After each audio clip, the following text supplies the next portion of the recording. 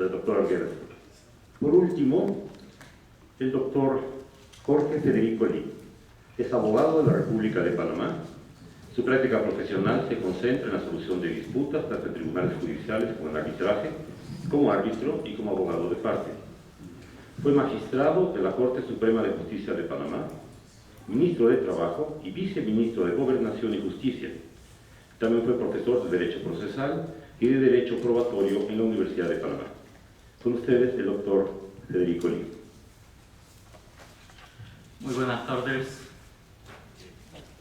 Debo decir, en primer lugar, que me siento sumamente honrado y muy emocionado de participar en este 25º Congreso de Derecho Procesal que el Instituto Panamericano de Derecho Procesal lleva a cabo en homenaje a ese gran maestro mexicano que fue don Humberto Briceño Sierra.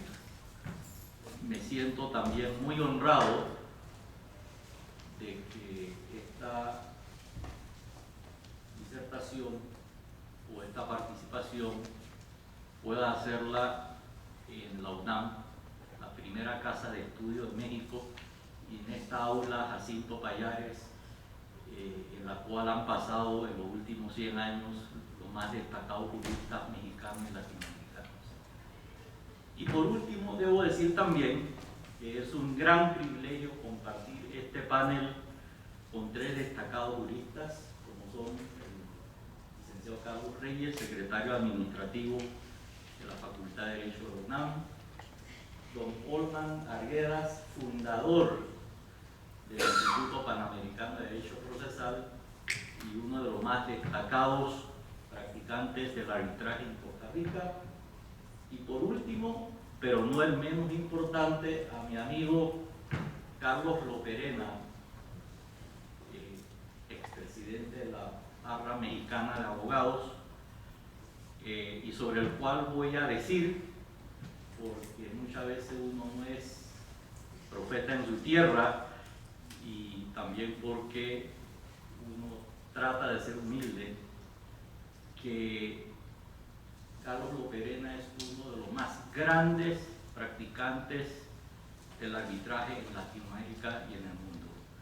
La publicación inglesa Chambers and Partners, que clasifica todos los años a las mejores firmas de abogados y a los mejores abogados de cada país y de cada región, incluyendo Latinoamérica, consistentemente ha clasificado, o vale el anglicismo, ha rankeado a Carlos entre los grandes abogados litigantes de México.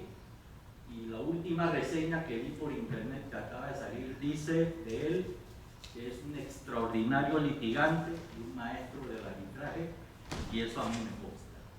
Así que está bien invitado, Carlos, a este panel, aunque no eres miembro del Instituto Panamericano de Derecho Procesal. Vamos a ver si lo afiliamos. Yo tengo que agradecerle a Marco Ernesto Briceño que haya incluido este panel sobre arbitraje en este Congreso de Derecho Procesal. Yo soy procesalista y practico intensamente el arbitraje. Y el arbitraje es derecho procesal. Hay algunos practicantes del arbitraje que suelen mantenerse en la posición de que practican derecho civil y no derecho procesal. Y eso es absolutamente erróneo. Lo que sabemos que es el proceso, los procesalistas sabemos que el proceso arbitral es proceso. Y lo único que varía entre un proceso judicial y un proceso arbitral es que el primero se surte y se decide por un juez estatal y el segundo por un juez particular. Así que el arbitraje es derecho procesal. Voy a hablarles del control judicial sobre el arbitraje. El arbitraje está de moda en todo el mundo.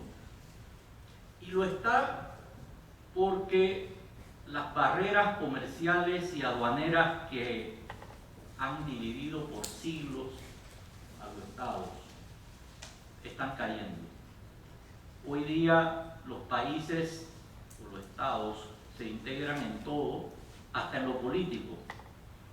Y esa integración trae como consecuencia o como una de sus consecuencias que la administración de justicia por parte del sistema judicial de cada país no sea funcional, no resuelva todos los problemas que puede traer esta integración. La mejor prueba de ello está en los tratados de libre comercio que integran a distintos estados. Permítanme hablar o poner como ejemplo a mi país, la República de Panamá, de apenas 3,5 millones de habitantes, pero que en este momento ostenta la segunda tasa de crecimiento económico más alta de Latinoamérica. En Panamá operan grandes empresas de todo el mundo, entre las cuales puedo citar empresas emblemáticas de México: la Telefónica Claro, el señor Slim, la cementera Cemex, la, creo que es harinera Bimbo, y la embotelladora de refrescos y bebidas Coca-Cola. Así que hay presencia de México en Panamá. Quisiera aprovechar diciendo que, parafraseando el título de aquella canción que Agustín Lara dedicó a Madrid, quisiera saludar a los mexicanos diciendo que en Panamá se quiere mucho a México. El arbitraje está de moda. En Panamá, por ejemplo, se está construyendo en este momento la obra de infraestructura más grande e importante en la historia de nuestro país en los últimos 100 años.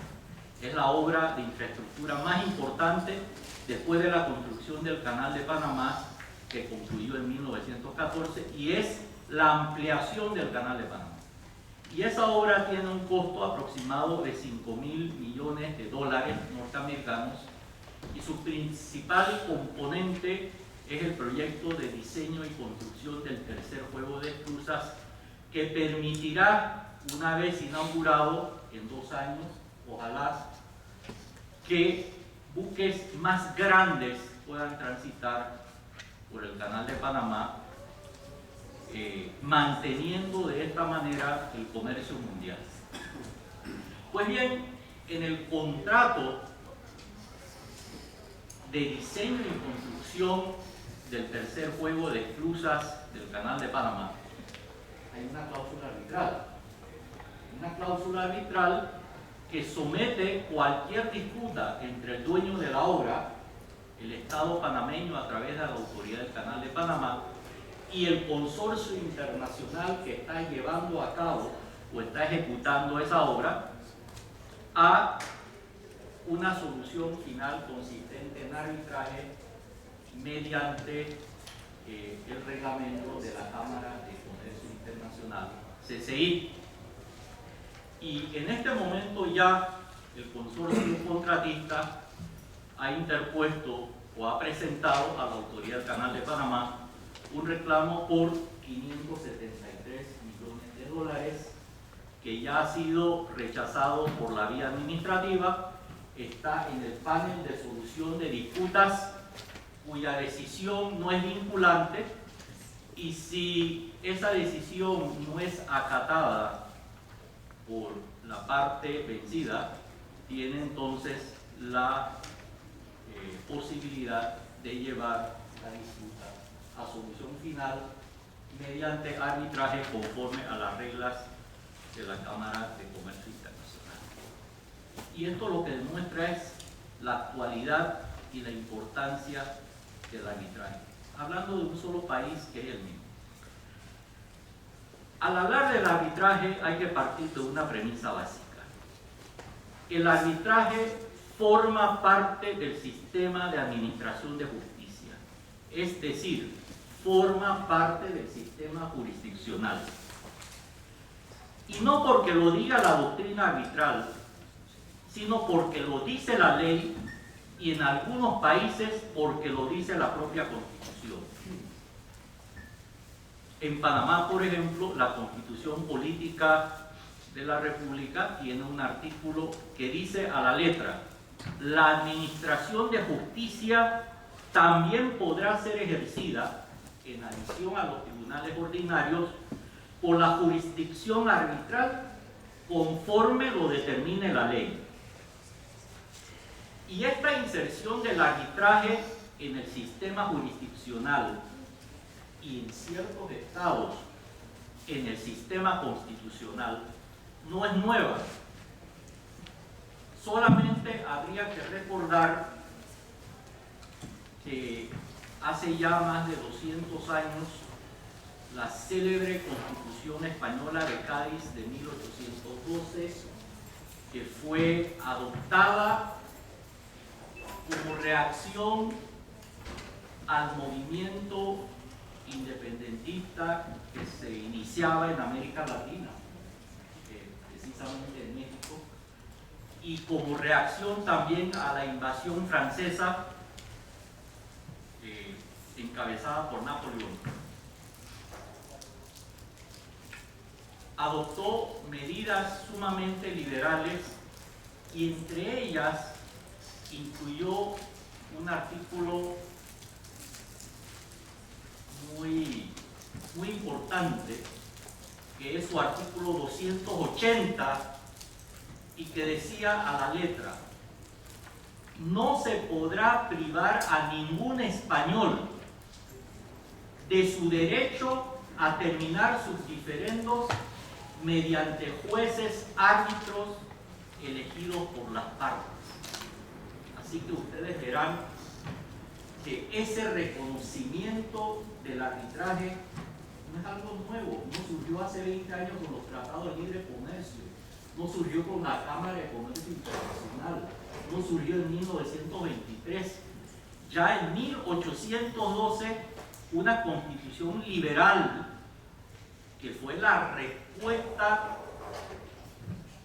a los desatinos que había en la relación entre España y sus colonias americanas, estableció el arbitraje como método de solución de conflictos por excelencia. Y si yo tuviese que buscar algún texto legal que pudiese sintetizar o aislar la esencia de lo que es el arbitraje, si tuviese que poder explicar en una cápsula qué es el arbitraje, me remontaría también al siglo XIX y también a España, citándoles la parte relevante de la exposición de motivos de la Ley de Enjuiciamiento Civil Española de 1855, que me ha impactado tanto que casi me la he memorizado, y que dice: en esa libertad tan grande, tan ilimitada, consiste una de las principales garantías del individuo. Elegir al juez que nos ha de juzgar es lo mismo que constituirnos a nosotros mismos en verdaderos soberanos, pudiendo decir que si somos condenados, esa condena es por boca nuestra, toda vez que el que la pronuncia ha recibido de nosotros mismos su investidura. ¿Qué mejor sistema de administración de justicia podemos buscar o podemos pretender que la justicia impartida por un juez elegido por nosotros mismos? Y si nos equivocamos, la responsabilidad de esa elección recae única y exclusivamente sobre nosotros. No hay otro a quien echarle la culpa. No se puede culpar al Estado. 200 años después, aquí y ahora, el arbitraje ha reencarnado, ha vuelto a surgir. Y lo que cayó en desuso, porque sí es cierto, el arbitraje cayó en desuso durante la Primera primera mitad del siglo XX cayó, no diría en absoluto, pero en gran desuso. Creo que ni siquiera se enseñaba en la Facultad de Derecho. A mí nunca me enseñaron qué era el arbitraje en la licenciatura. En 5 años que estudié en la licenciatura. Una licenciatura muy completa, por cierto.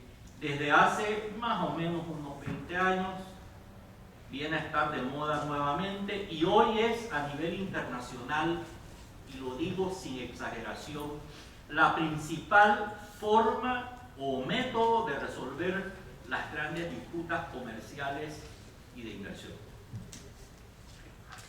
Y como el arbitraje forma parte del sistema jurisdiccional, que no es lo mismo que el sistema judicial, el sistema jurisdiccional es el género y el judicial es la especie, hay que establecer entonces cuál es la relación que existe entre la justicia judicial, es decir, entre la justicia estatal y la justicia arbitral.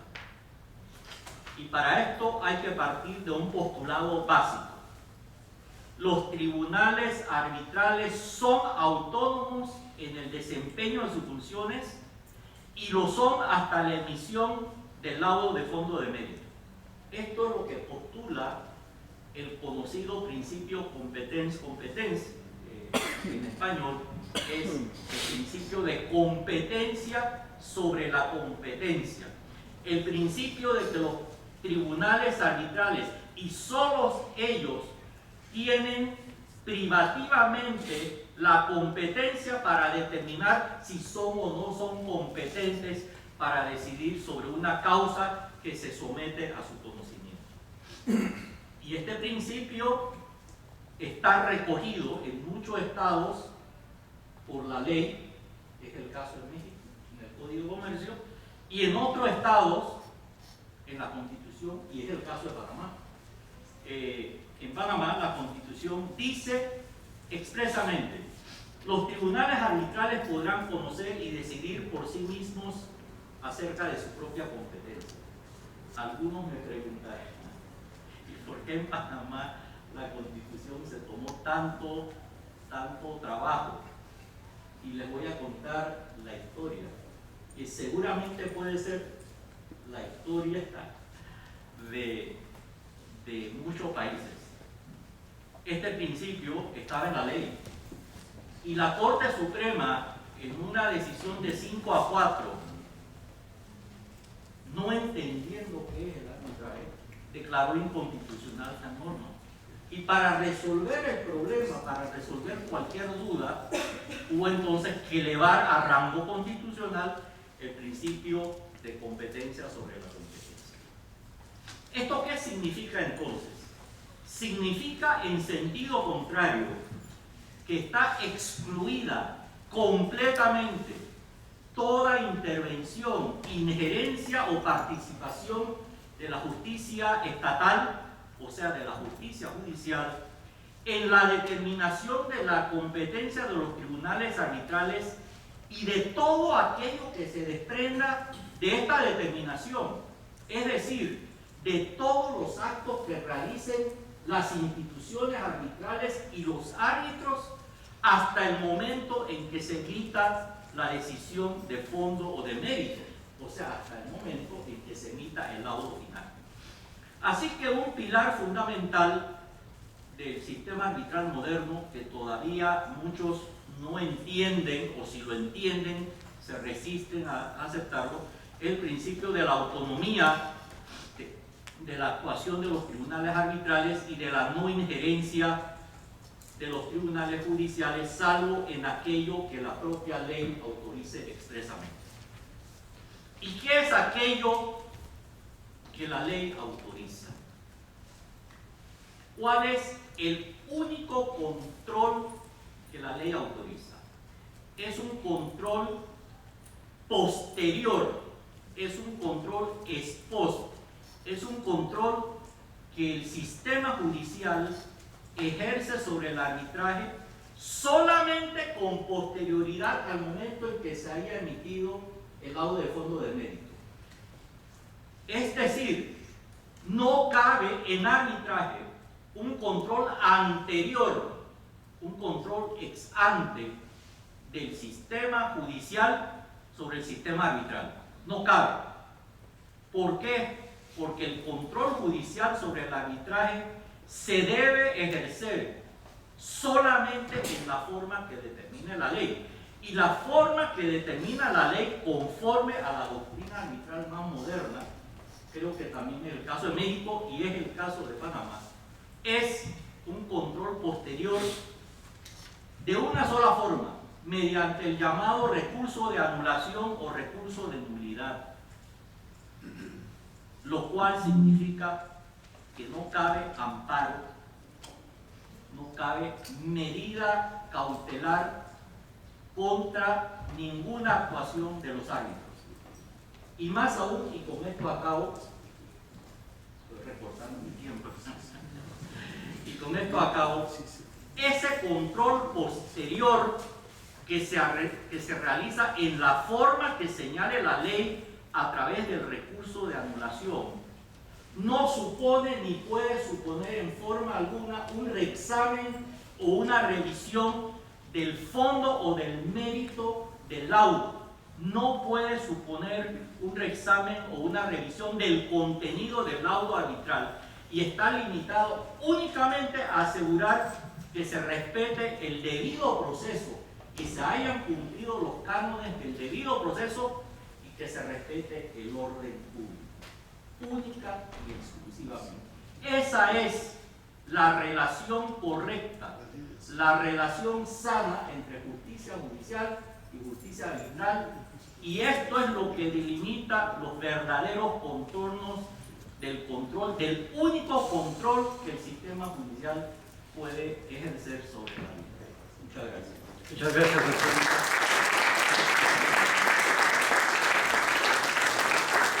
Después de esta sesión,